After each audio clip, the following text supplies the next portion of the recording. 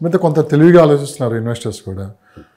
అమరావతికి కూడా outer ring road వచ్చింది, ఇటు ట్రిపుల్ ఆర్ కూడా కంప్లీట్ అయిపోతుంది, విజయవాడ హైవేకి మహర్దశ రాబోతుంది, ఎందుకంటే 6 లైన్లు కూడా అక్కడ కంప్లీట్ చేయబోతున్నారని చెప్పన్నారు. ఒకసారిగా వాతావరణం అంతా విజయవాడ వైపు మళ్ళీంది, విజయవాడ హైవే వైపు. ఏం జరుగుతుంది విజయవాడ హైవే వైపు అంటే ఏం చెప్పదు? మీరు చెప్పింది నిజమేనండి. ఎందుకంటే మనకి కనెక్టివిటీ మనకి ఫస్ట్ రోడ్ కూడా అదే మనకి యాక్చువల్గా విజయవాడ హైదరాబాద్ హైవేలోనే. మనకి హైదరాబాద్ రియల్ ఎస్టేట్ స్టార్ట్ అయింది కూడా విజయవాడ హైవేలోనే స్టార్టింగ్లో. అది ఒకనొక స్టేజ్కి వెళ్ళిన తర్వాత ఆగిపోయి ఇన్ని సంవత్సరాల పాటు అది స్తబ్దుగా అయిపోయిందో మనకు అందరికీ తెలుసు. మిగతా హైవేస్ అన్నీ కూడా డెవలప్ అవుతూ ఉన్నాయి. ముంబై హైవే కానీ, లేకపోతే ఇటు బెంగళూరు హైవే కానీ, లేదంటే ఇటు మేడ్చర్ల వైపు కానీ, ఇవన్నీ కూడా డెవలప్ అవుతూ ఉన్నాయి. కానీ విజయవాడ హైవే అనేది అలా బాగా డల్ అయిపోయింది. ఎందుకంటే ఈరోజు కూడా మనకి రామోజీ ఫిల్మ్ సిటీని బేస్ చేసుకునే మనం విజయవాడ హైవేని చూస్తున్నాం తప్ప ఇంకోటి ఏం లేదు. కానీ ఇప్పుడున్న గవర్నమెంట్ ఏదైతే ఉందో, మీరు చాలా లాస్ట్ టైం కూడా అడిగారు, హైదరాబాద్ ఈస్ట్ డెవలప్ చేయాలి అనే ఆలోచనతో. ఎందుకు అంటే రాజకీయ నాయకుల యొక్క ఇది కూడా ఉంటుంది దీని మీద. ఎందుకంటే వాళ్ళ ల్యాండ్స్ అన్నీ కూడా అటువైపు ఉన్నాయి హైదరాబాద్ ఈస్ట్లో ఇప్పుడున్న గవర్నమెంట్కి సంబంధించినవి. అంటే దీన్ని ఖచ్చితంగా డెవలప్మెంట్ చేస్తారు. అలాగే మన రేవంత్ రెడ్డి గారు అంటే మహబూబ్నగర్ ఏరియాలో ఉన్నారు, అంచేత బెంగళూరు హైవే డెవలప్ చేస్తారు. ఒక రకమైన ఒక పాజిటివ్ థింకింగ్ అనుకోండి, లేకపోతే ఇంకోటి అనుకోండి, దాని మీద విజయవాడ హైవే మీద పెట్టడం జరుగుతుంది. అంటే ఎప్పుడైతే మనకి హైవేస్ ఎప్పుడైతే విస్తరించాయో ఖచ్చితంగా అక్కడ ఇన్ఫ్రాస్ట్రక్చర్ డెవలప్ అవుతుంది, కొత్త కొత్త కంపెనీలు రావడం జరుగుతుంది. ఇవన్నీ రావడం వల్ల అక్కడ కూడా ఇన్వెస్ట్ చేసేవాళ్ళు లబ్ధి పొందడానికి అవకాశం ఉందండి. సో అమరావతిలో ఇన్వెస్ట్ చేస్తే చంద్రబాబు నాయుడుని చూసి ఇన్వెస్ట్ చేయాలా, భవిష్యత్తు అమరావతిని దృష్టిలో పెట్టుకొని ఇన్వెస్ట్ చేయాలంటే ఏం చెప్తారు? ఫస్ట్ అయితే మనం అక్కడ ఉన్న దీన్ని బట్టి విజన్ ఉన్న నాయకుడు కాబట్టి చంద్రబాబు నాయుడునే చూసి ఇన్వెస్ట్ చేస్తారండి. ఎందుకంటే ఒక నమ్మకం డెవలప్ చేస్తారు అనేది. ఎందుకంటే 2014 నుంచి ఆయన చేసిన డెవలప్మెంట్ అమరావతి పర్టికులర్గా నేను చెప్పేది. మరి అలాంటప్పుడు ఇప్పుడు కూడా ఆయన చూసే డెవలప్ ఓట్లు వేస్తూ కూడా ఆయన చూసే జనాలు మళ్ళీ తీసుకొచ్చారు, మళ్ళీ కంటిన్యూటీ రావాలనే ఉద్దేశంతో చేశారు. కాబట్టి ఫస్ట్ ఆయన్నే చూడండి. తర్వాత ఆయన చేసే విధానాలు ఏవైతే ఉన్నాయో ఆయన విజన్ కరెక్ట్గానే ఉంటుందని అనుకుంటాం అందరం కూడా. ఎందుకంటే మనం హైదరాబాద్ చూసాం కాబట్టి. మరి అక్కడ కూడా ఆయన ఎందుకు అంటే ఆయన సొంతంగా ఏది ఆలోచించినా కూడా రాబోయే తరాల కోసం ఆలోచిస్తాడండి. ఇప్పుడు జనాభా మీద కానీ ఆయన ఇచ్చిన స్టేట్మెంట్లు కానీ, పిల్లల్ని కనమన్నాడు ఆయన. మీకు తెలుసలేదు, మనకి జనాభా పెరగాలని చెప్పి అలాంటి స్టేట్మెంట్లు ఆయన చాలా ఇస్తూ ఉంటారు. అంటే ఫ్యూచర్లో ఎలాగుంటుంది, మనం రాబోయే రోజుల్లో మన ఇండియా ఎలా ఉండాలి అలాగే. ఇప్పుడు ఆంధ్రప్రదేశ్కి ఆయనే అధిపతిగా ఉన్నాడు కాబట్టి, ముఖ్యమంత్రిగా ఉన్నాడు కాబట్టి, ఆంధ్రప్రదేశ్ని 100% అభివృద్ధి చేయాలనే సంకల్పంతో ఉంటాడు కాబట్టి ఫస్ట్ ఆయన చూసే మనం అక్కడ ఇన్వెస్ట్ చేయొచ్చు. అది ఇన్వెస్ట్ చేయాలి, ఎంత ఇన్వెస్ట్ చేయాలి, ఎలా ఇన్వెస్ట్ చేయాలి అన్నది అది ఎవరికి వాళ్ళు పరిధిలో ఆలోచించుకోవాల్సిందే. అంచేత ఒక అమరావతి మీద దృష్టి పెట్టకుండా మనం చాలా సిటీస్ ఉన్నాయండి, పట్టణాలు ఉన్నాయి. మా కాకినాడ ఉంది, అక్కడ కూడా ఇన్వెస్ట్ చేయండి. రాజమండ్రి ఉంది, ఇన్వెస్ట్ చేయొచ్చు. ఎందుకంటే రాజమండ్రి కాకినాడ ట్విన్ సిటీలో డెవలప్ అవుతుందండి. అది ఏడీబీ రోడ్ అని కనెక్ట్ చేసుకుని రాజనగరం నుంచి అక్కడ కూడా చాలా ల్యాండ్స్ ఉన్నాయి, అది కూడా మనం చేసుకోవచ్చు. వైజాగ్, విజయనగరం, ఇటు లెక్కేసుకుంటే కర్నూలు, అన్నీ కర్నూలులో కూడా మంచి మంచి హైరైజ్ అపార్ట్మెంట్స్ ఇప్పుడు స్టార్ట్ అవుతున్నాయి. అంచేత ఇలాంటి అన్ని ఏరియాల్లో కూడా మనకి డెవలప్మెంట్. అలాగే అనంతపూర్, హిందూపూర్, ఇవన్నీ కూడా మంచి మంచి కంపెనీలు వస్తున్నాయండి. బెంగళూరుకి కూడా అది కనెక్టివిటీ ఉంటుంది, మనకి ఏపీ నుంచి కూడా మంచిది ఉంది కాబట్టి అక్కడ కూడా మనం ఇన్వెస్ట్ చేసుకోవచ్చు.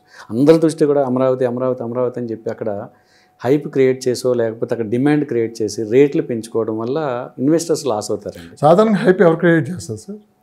ఫస్ట్ రైతుల నుంచి వస్తుందండి. లేదు ఓపెన్గా నేను ఒప్పుకోను దానికి. చెప్పండి, మీరు చెప్పండి, నేను చెప్తాను. ఎందుకంటే నేను జనరల్గా మాట్లాడుకున్నాను. డిమాండ్ అనేది మీరు 10 మంది వెళ్ళి మీరు వెళ్ళి అడగకుండా వాళ్ళు రేట్లు పెంచలేరు కదా. పెంచరు, అదే నేను చెప్తున్నాను. నేను ఒక రైతుకి ఒక ఆలోచన ఉంటుందండి. నేను ఇది నాకు గవర్నమెంట్ ఇస్తే ఎంత వచ్చింది, నేను బయట అమ్ముకోవడం వల్ల నాకు ఇది వస్తుందని ఒక మైండ్లో ఫిక్స్ అవుతాం. అదే రేట్ చెప్తాడు. చెప్పిన తర్వాత మళ్ళీ వెళ్ళి ఏం చేస్తున్నారు, ఆ రేటు కంటే ఎక్కువ రేటుకి మళ్ళీ వేరే వాళ్ళు అడుగుతున్నారు. అది ఎక్కడేం జరిగేదే కదా జరుగుతుంది. ఒక్క మీరు అనేది ఎలా ఉందంటే, ఇప్పుడు అమరావతి రైతుల రేట్లు పెంచారని మీరు అంటున్నారు. ఓకే, డిమాండ్ లేకుండా అంతమంది ఎవరు అక్కడికి వెళ్ళరు. పబ్లిక్ లాగా ఎవరు వెళ్ళకుండా అసలు రేట్లు ఎలా పెరుగుతాయి నాకు ప్రశ్న ఒకటి. ఇప్పుడు హైదరాబాద్ ఏం తీసుకున్నాం సార్, ఇప్పుడు జూబ్లీస్లో ఒక రేట్ ఉంది, ఫిక్స్ చేశారు, తక్కువ వస్తున్నా మనకి వెళ్తున్నాం. ఇంకొకటి వచ్చి ఇంకో 10 లక్షలు ఎక్స్ట్రా పెడతా ఉంటారు. మీరు 10 లక్షలు ఎక్స్ట్రా పెట్టాడికి ఇస్తారా లేకుంటే తక్కువ? ఎక్కువ ఖచ్చితంగా అండి. ఎవరైతే లబ్ధి మనకు ఎక్కువ వస్తుందని వాళ్ళకే ఇస్తారు. ఖచ్చితంగా తగ్గించేందుకు అమ్ముకోకుంటాడు. ఇప్పుడు అమరావతి రైతులు కూడా అంతే కదండి. ఇప్పుడు కూడా నేను అదే చెప్తున్నాను సార్. అమరావతి రైతులు రియల్ ఎస్టేట్ చేయట్లేదు. లేదు, మీరు 100% తెలుసుకోవాల్సింది ఏంటంటే చాలామందికి ఏంటంటే అమరావతి రైతులు రియల్ ఎస్టేట్ బిజినెస్ కోసమే, అంటే గతంలో పెద్ద ఎత్తున ప్రచారం జరిగింది, ఇది కేవలం వాళ్ళ భూములు రియల్ ఎస్టేట్ కోసమే వాడుతున్నారని చెప్పి. వాళ్ళు ఒక ఎకరం ఇస్తే వాళ్ళకి ఒక 1200 గజాలు ఇచ్చారు.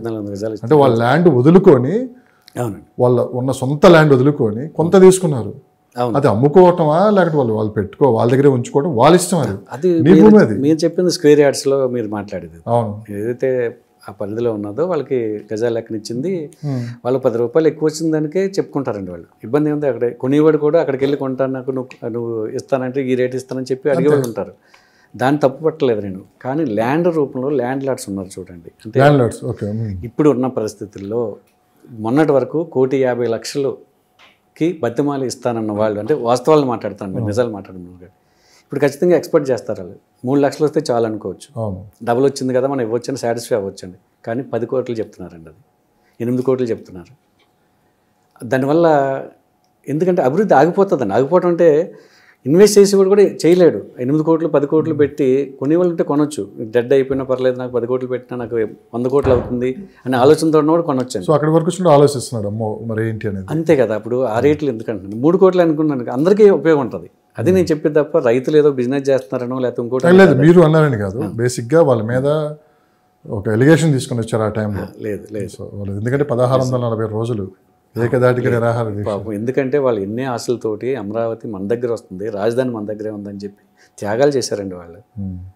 మరి వాళ్ళకి కౌలు కూడా ఇస్తానన్నారు, కొద్ది రోజులైతే ఇచ్చారు, తర్వాత కూడా ఆపేసినట్టున్నారు. అది ఇంక మరి పంట లేకుండా పోయి రావాల్సిన రాబడి లేకుండా హద్దులు చెరిగిపోయి ఎవరి భూమి ఎక్కడ ఉందో ఏంటి తెలియకుండా అయిపోయింది. ఏం జరుగుతుందో భవిష్యత్తులో ఇవన్నీ సెటరేట్ చేయడానికి మినిమం టైం అయితే పడుతుందండి.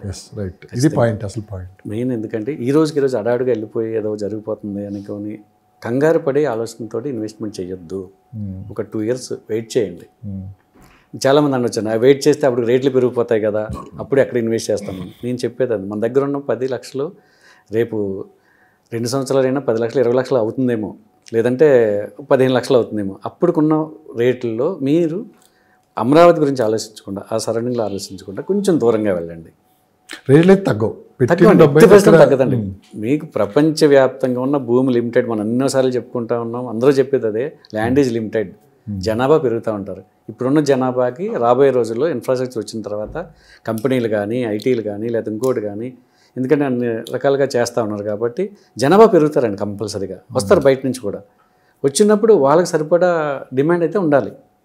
రెంట్లకు వస్తారు, లేదంటే కన్స్ట్రక్షన్కి వస్తారు, అన్నింటి కోసం బిల్డింగ్స్ కావాల్సిందే, స్థలాలు కావాల్సిందండి. ఖచ్చితంగా పెరుగుతుంది.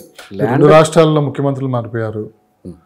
అటు చంద్రబాబు నాయుడు గారు రావటం, మళ్ళీ పాజిటివ్ వైబ్స్ అక్కడ రావటం, ఇక్కడ రేవంత్ రెడ్డి గారు, అంటే వీళ్ళు ఒక సానుకూల దృక్పథంతో ముందుకెళ్తున్నారు. సో ఇది కూడా మార్కెట్ని ప్రభావితం చేసే అవకాశం. చాలా మంచి జడ్జ్మెంట్ ఇచ్చారండి ఒక రకంగా చెప్పాలంటే. ప్రజలు ఎప్పుడు తెలివైన వాళ్ళే, ఎందుకంటే వాళ్ళకి ఏం కావాలనేది వాళ్ళకి తెలుస్తుంది కాబట్టి మంచి నిర్ణయం తీసుకున్నారని అనుకుందాం మనం. ఎందుకంటే ఎప్పుడు కూడా కాంట్రవర్సీకి వెళ్లకుండా స్టేట్లు, ఇంటర్ స్టేట్ ఏదైతే ఉందో 2 తెలుగు రాష్ట్రాలు ఒకప్పుడు మనం కలిసి ఉన్న వాళ్ళమే. చట్ట ప్రకారంగా మనం విడిపోయాం తప్ప, నాకు హైదరాబాద్ అంటే ప్రేమ ఉంది, అలాగే ఆంధ్ర అంటే ప్రేమ ఉంది, అలాగే ఆంధ్ర వాళ్ళు కూడా హైదరాబాద్ అంటే ప్రేమ ఉంది. ఎందుకంటే మూలాలన్నీ కూడా ఆంధ్రాలో ఉంటాయి కానీ ఇక్కడ ఉంటున్నారు. అంచేత 2 స్టేట్లు డెవలప్ అవ్వాలని ఎక్కువ మంది కోరుకుంటారు. దానికోసం మంచి గవర్నమెంట్ రావాలని కోరుకుంటారు. 2 ముఖ్యమంత్రులు కూడా మొన్న కూడా కలవడం జరిగింది. ఏదైతే చిన్న చిన్న సమస్యలు ఉన్నాయో అవన్నీ కూడా చేసుకోవడం. ఎందుకంటే వ్యవసాయాన్ని అభివృద్ధి చేయాలి, ఇండస్ట్రీస్ అభివృద్ధి చేయాలి, ఐటీని అభివృద్ధి చేయాలి, ఎడ్యుకేషన్ అభివృద్ధి చేయాలి. ఇవన్నీ కూడా గవర్నమెంట్ ముందున్న లెక్కలండి. అది కాకుండా ఈ పథకాలు ఉండనే ఉన్నాయండి. దానికోసం ఎంత అమౌంట్లు కావాల్సి వస్తుందో అదొకటి. అది పథకాలు, ఉచిత పథకాలు మంచిదా చెడ్డదా అని దాని జోలికి నేను పోవట్లేదు. కానీ ఎందుకంటే ఖచ్చితంగా దానికోసం కూడా అమౌంట్లు కావాల్సి వస్తుందండి. చేయాలి దానికి పాలసీ మెయిన్. ఇవన్నీ కూడా చూసుకుంటూ మళ్ళీ అభివృద్ధి వైపు వెళ్ళాలి. దానికోసం ఫండ్స్ అనేది ఇంపార్టెంట్ అండి. ఇప్పుడైతే మనకి ఇప్పుడున్న రేట్లు అటు అమరావతిలో కావచ్చు, హైదరాబాద్ కావచ్చు, అసలు రీజనబుల్గానే ఉన్నాయి సార్. ఎప్పటికప్పుడు మనం అలాగే అనుకుంటాం సార్. కొనేవాడు వెళ్ళేటప్పటికి అది ఎక్కువ రేట్లకు కనిపిస్తుంది, మళ్ళీ కొద్ది రోజులు పోయిన తర్వాత అదే అప్పుడు ఎందుకు కొనలేదే అనిపిస్తుంది అండి. అందుచేత ఎప్పటికున్న రేట్ అప్పుడే సార్, అది రీజనబుల్లే నేను చెప్పేది. ఏ రోజుకి ఆ రోజు అది రీజనబుల్ రేట్ అనుకుని కొంటేనే కొనగలుగుతాం, లేకపోతే మాత్రం మనం ఇన్వెస్ట్ చేయలేము, ఇల్లు కూడా కొనుక్కోలేము. అందుచేత ఎవరైనా సరే ఇప్పుడున్న రేట్ని ఇప్పుడు నేను చెప్పాను ఇందాక బయర్స్ మార్కెట్ కాబట్టి ఇది రైట్ టైం అండి. హైదరాబాద్లో ఉన్న వ్యక్తులకి ఎవరైనా సరే లేదా అమరావతిలో కానీ ఇది రైట్ టైం. బయ్యర్కి మాత్రం రైట్ టైము. డెఫినెట్గా ఇప్పుడు కొనుక్కున్న వాళ్ళు విత్ ఇన్ 1 year మంచి దీంట్లోనే వాళ్ళకి ఒక 30 to 40% పెరుగుతుంది హైదరాబాద్ ఇన్వెస్ట్ చేసిన వాళ్ళకి.